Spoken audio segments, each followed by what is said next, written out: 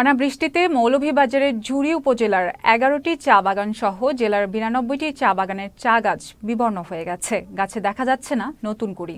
সম্প্রতি হালকা বৃষ্টিতেও আশার আলো দেখা যাচ্ছে না। এতে চায়ের উৎপাদন হ্রাস পাওয়ার আশঙ্কা করেছেন সংশ্লিষ্টরা। প্রতিনিধি সাইফুল ইসলাম সুমনের পাঠানো তথ্য ও ভিডিও চিত্রে বিস্তারিত ডেস্ক রিপোর্টে।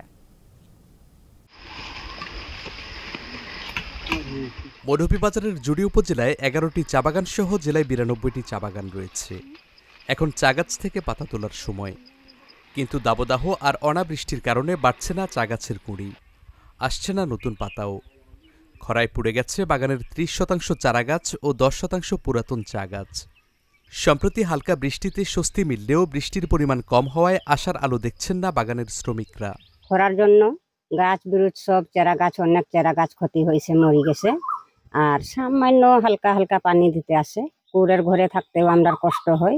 বৃষ্টিও নাই, অনেক চারা গাছও মারা গেছে, পাতাও নাই, শ্রমিকেরও খুব কষ্ট হয়।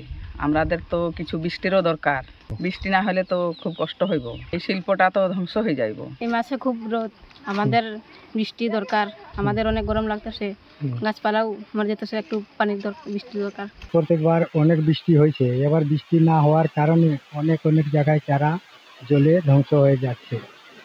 এমনি হইলে বাগান তো ধ্বংস হয়ে যাবে। কৃত্রিমভাবে পানি ছিটিয়েও বাগানের চারাগুলো রক্ষা করতে হিমশিম খাচ্ছে বাগান কর্তৃপক্ষ। তারা বলছেন, খরা মৌসুম দীর্ঘ হলে চা উৎপাদনের লক্ষ্যমাত্রা অর্জন কঠিন হবে। এতে দেশের চা শিল্পেও বিরূপ প্রভাব পড়ার আশঙ্কা রয়েছে। খরায় চা বাগানের উৎপাদন অনেক অংশে ব্যাহত হয়েছে। লক্ষ্যমাত্রা অর্জন করা কখনোই সম্ভব হবে না। দীর্ঘ খরায় অনেক চা মারা গেছে। আমাদের নিজস্ব ইরিগেশন সেট আছে, সেই ইরিগেশন সেট দিয়ে প্রতিদিন আমরা চালিয়েও অনেক চারাকে ক্ষতির হাত থেকে আমরা রক্ষা করেছি। আর এইভাবেই আমরা ক্ষতিকে পুষিয়ে নেওয়ার জন্য আমরা চেষ্টা করছি। আসলে চা শিল্পটা আসলে আপনার ক্লাইমেটিক কন্ডিশনের উপর ডিপেন্ড করে। তো এবছরে বৃষ্টি কম হওয়ার কারণে আপনার প্রোডাকশন অনেক কমে গেছে। আশা করছি আমরা এই বৃষ্টি হওয়ার পরে এই উৎপাদনের যে ব্যাহত অবস্থা, আমরা যে পিছিয়ে গেছি, সেটা রিকভার করতে পারবো। কতটুকু পারবো আমরা জানি না, তবে আমরা চেষ্টা করব। চা বাগান সংশ্লিষ্টরা জানান, মাঘ মাসের বৃষ্টি চা বাগানের জন্য খুবই উপকারী।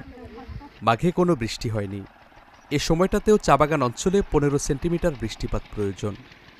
কাঙ্ক্ষিত সেই বৃষ্টি না হওয়ায় হতাশ বাগান কর্তৃপক্ষ। Saifur Rahman Rubel, channel S news desk.